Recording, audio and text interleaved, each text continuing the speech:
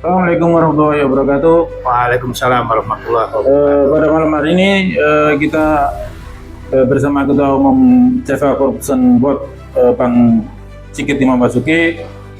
Saat ini kita lagi menyoroti sebuah fenomena besar yang ada di Sidoarjo, yakni ditetapkannya dua mantan kadis, dua kepala dinas aktif yang tersangkut dugaan kasus korupsi rusunawa sebesar 9,7 miliar. Menurut Bang Sigit ini bagaimana Bang Sigit ini? Ya, jadi terima kasih. Ini menurut saya sangat fenomenal sekali ya dalam sejarah di Sidoarjo. Kemarin pada waktu itu masa Bupati Saiful itu ada dua orang mantan kepala dinas aktif, yaitu yang ditahan terkait kasus yang sama, artinya kasus dugaan korupsi. Kemudian sekarang ini ada dua kadis yang sudah pensiun, kemudian dua kadis yang aktif. Nah ini terkait masalah ini kan banyak pihak-pihak yang terlibat. Artinya kemarin ada pemeriksaan dari pada sidang di Tipikor, nggak salah, itu memanggil Bupati Win Indraso. Nah, kemudian ada nantinya kemungkinan ada pemanggilan lagi Bupati Saifulillah dan Gus Mukto. Jadi ini sebenarnya yang salah itu di mananya kan gitu. Jadi kita lihat dulu apakah peraturan Bupati terkait dengan rusunawa kemarin itu keliru atau gimana sampai 3 bupati yang selanjutnya ini akhirnya terkena masalah ini, yang banyak pihak terlibat termasuk kepala desa dan dinas-dinas P2 CKTR. Nah ini sebenarnya kontrol pengawasan ini ada di pihak inspektorat. Nah, inspektorat apa kerjanya selama ini? Kemana saja dia? Nah, auditor yang ada seharusnya mereka itu jeli. Apakah benar ada korupsi di situ? Apakah benar ada kerugian sebesar itu? Jadi harus ada pemeriksaan yang lebih mendalam terkait dengan permasalahan ini, karena ini menyangkut juga nama baik orang, termasuk juga profesi dan pengabdian di pemerintah Kabupaten Sidoarjo. Nah, apakah angka 9,7 miliar ini sudah pasti ada kerugiannya sebesar itu? Nah itu. Jadi sampai beberapa kepala dinas ini tersangkut masalah itu. Apakah karena peraturan yang dibuat awal itu keliru sampai semuanya kena? Nah, inspektorat ini seharusnya melakukan kontrol pengawasan terkait dengan laporan keuangan segala macam yang verifikasi atau evaluasi tiap bulan atau tiap tahun. Nah ini kerugiannya terletak di mana? Kemudian kalau sampai sekian tahun kalau nggak salah waktu itu mulai zamannya Bupati Win Indraso sampai sekarang ini sudah berapa tahun kan gitu ya.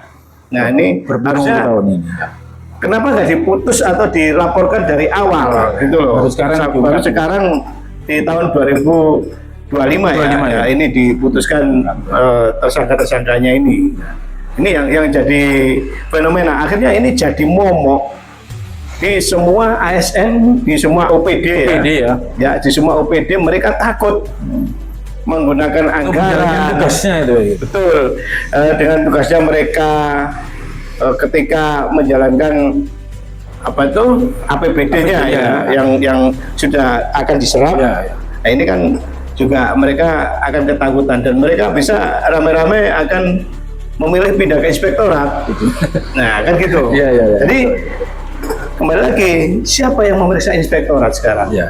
Sedangkan inspektorat sendiri juga ada dinas luar, kegiatan di turun ke bawah, kemudian ada lagi pekerjaan-pekerjaan di inspektorat. Kemudian siapa yang memeriksa? Ada nggak? Ya. Nah ini harusnya APH ini juga memeriksa inspektorat. Ya. Kita ada BPKP, tapi kita juga tidak bisa mengharapkan hasil pemeriksaan BPKP sepenuhnya. Jadi harus ada auditor dari luar yang independen. Ini yang kita harapkan.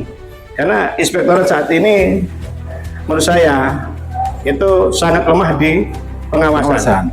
Contoh di desa, banyak kan sekarang kepala desa juga yang kena kasus hukum. Ya. Jangankan ASN. Ya.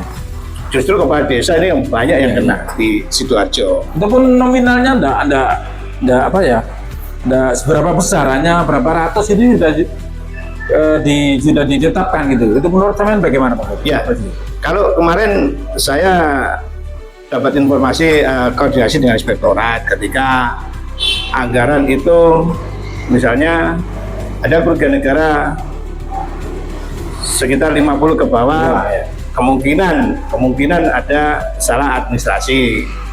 Kalau di atas 100 juta kemungkinan ada indikasi unsur kesengajaan.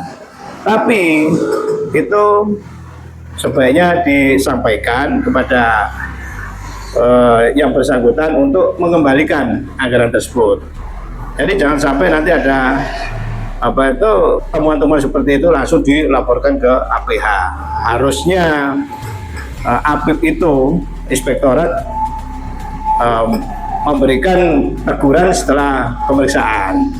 Artinya sebelum mereka itu dijerat masuk ke ranah hukum atau jerat kasus, harusnya sebagai verifikator Pak Ketia. Ya.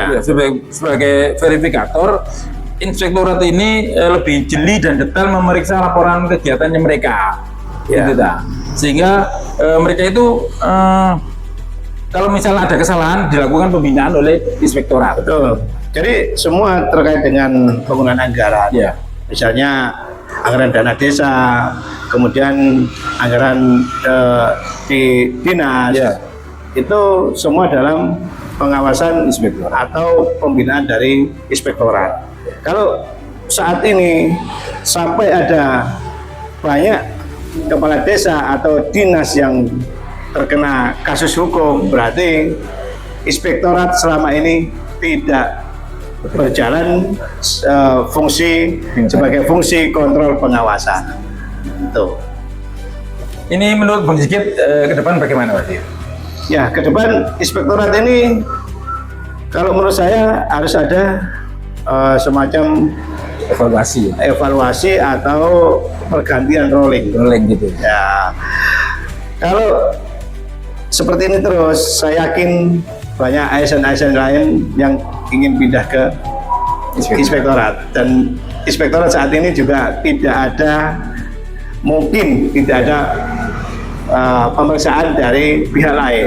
Ini yang kita sampaikan kepada pihak inspektorat, dan inspektorat juga harus bertanggung jawab terkait dengan pengawasan tentang keuangan daerah, bukan hanya BPKP ya, seperti itu.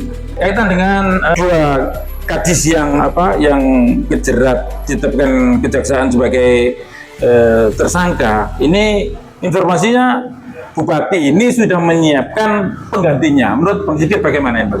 Ya, kalau menurut saya Bupati terlalu terburu-buru dengan menyiapkan pengganti PLT ya, untuk dua dinas terkait yang sekarang terjerat kasus hukum. Ya. Jadi kalau menurut saya masih kurang etis lah.